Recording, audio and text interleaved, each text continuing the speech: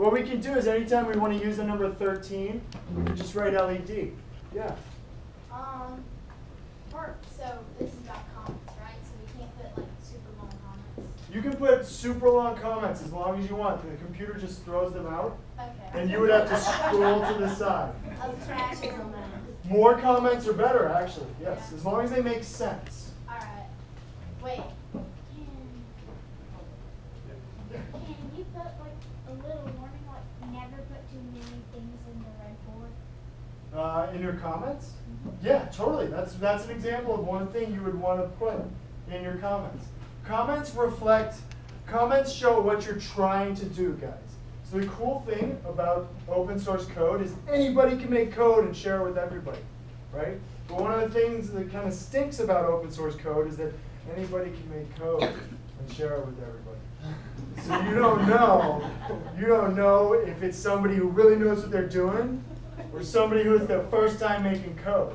So it's important to read the comments to try to figure that out. I saw this hand first, yeah. There's this one guy who tried to make a Minecraft-ish game, and when he failed at something, he just commented it out. Yeah, that's another way. Yeah, guys, exactly. So he's saying another way that you can use comments is if I want to get rid of some code, like I think I'm having a problem with this delay. And I want to see what happens when I take that delay out. But I don't want to get rid of it and delete it. Exactly. I can just put a comment in here like this. And then see how that grays that out? The computer won't see it now. But I can come back in and I can put it back in really easily. So one way you guys can figure out what the code does is to comment parts out and see how it changes stuff when you take it out. It's kind of like, you ever been playing with Legos and like maybe you want to take out one part to see what that one part does?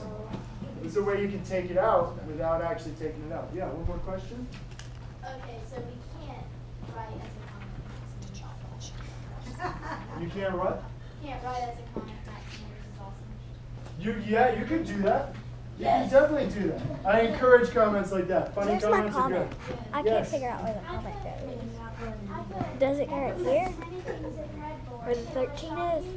Because I don't want to see it. Nice. Coder Dojo does rock. Nice. So that's a perfect example of an awesome comment. Yeah. Okay. Can You have a question, Lisa? My code, where is my code? I had it in the screen.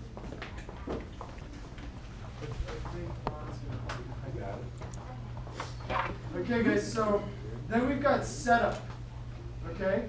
So setup, there's two major parts. So setup is things that happen once. It's like when you guys wake up in the morning, okay? There's stuff that you have to do once in order to start getting ready for the day.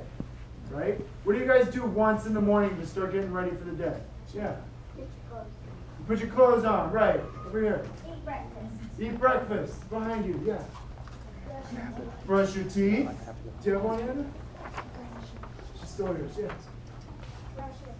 Brush your hair, okay? Yeah. Wake up. Wake up. Yeah, that's an important one. Yeah. That's a good one. If you have a dog that's not potty trained, you bathe him, we gotta put it in the garage. Right, you put it in the garage or outside. There. Ponker head on the wall. What? Ponker head on the wall. Bonk your head on the wall? I hope not, dude. Maybe a note to wake. You need to wake up a little bit more before you start walking around. So you don't bonk your head. So setup happens exactly once. It's kind of like waking up the computer, and we have to do things like we might have to. In this one, we have to set up the pin mode because we have to tell pin 13 if it's an output or an input. Okay? So I want you guys to see what happens when you mess this up, because everybody messes this up, and then they wind up scratching their head forever. Okay? This is a function right here. It's like a command. It's kind of like when your teachers tell you to do something, right? They might tell you to do something like go, I want you to go to recess. But they need to give you pieces of information in order for you to do that command. They need to tell you where to go. Okay, where's recess and how long to take for recess, right? We're going to give this pin mode command. This tells our pins whether they're an output or an input. So we need to give it those two pieces of information so it can do that. We need to talk to the right pin. So we're talking to pin 13 here. Because we're typing LED.